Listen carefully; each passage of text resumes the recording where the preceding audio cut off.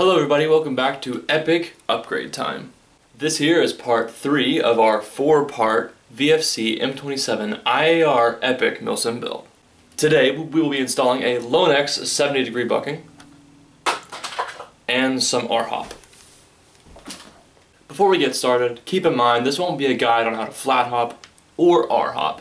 It's just going to be a video showing me installing the parts and what I do, I guess you could say. I do have a video on how to flat hop and how to tune your hop-up unit and all that stuff, so I'll leave it in the description below so you can go see that. If I were to make a video, or to make this video, a guide on how to flat hop in addition to what I'm going to be doing right now, it'd probably be about 25 minutes, so let's not do that. First, we'll need to gather our tools. All done. I wish. We've got the Dremel out to flat hop the bucking. This Dremel cutting tool here, it will be used to flatten or shape down the mounds and the lock lines on our bucking. This knife for cutting R-hop. This soap for washing all the parts when we're done. The R-hop tubing and the Lonex 70-degree bucking. Woohoo! Normally when I'm flat hopping and R-hopping and all that stuff, I'll cut out the R-hop first just because I don't really like to do that last. R-hop is normally a time-consuming thing to do, so I normally like to do it first. Next, let's flat hop that bucking and modify the hop-up arm for flat hop.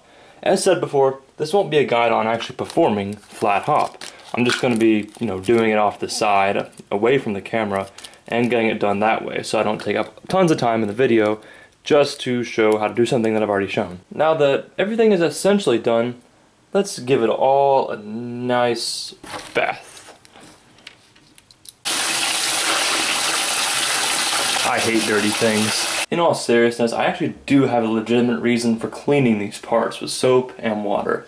First off, a lot of hop-up units and buckings and just everything that comes with the hop-up unit comes soaked in just like this film of grease, and that's just not good. You want everything in your hop-up assembly to be very dry as a bone.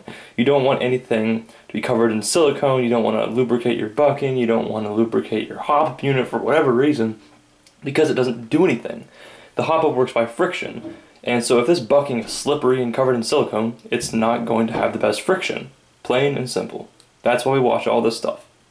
And to get all the dirt and stuff that could be in there and, causing inaccuracy and all that stuff. Everything is dry and we're ready to put it all back together. There we go.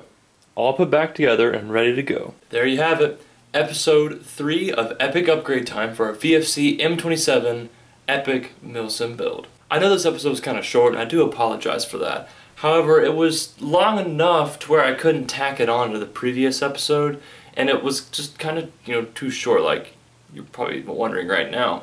But in addition, I wanted to keep the hop-up unit, tuning episode separate from the gearbox tuning episode. So I believe you will understand that. But I do apologize that this episode is a bit shorter than the other ones. Nevertheless, this episode nearly finishes up the Epic Upgrade series for this VFC M27IAR. We're almost there. On the next episode, we'll be doing a full review and showcasing of the gun and all the work that went into it. This will include an accuracy and range test, FPS, rate of fire, all that awesome stuff. So excited. But until then, I'll see you guys later.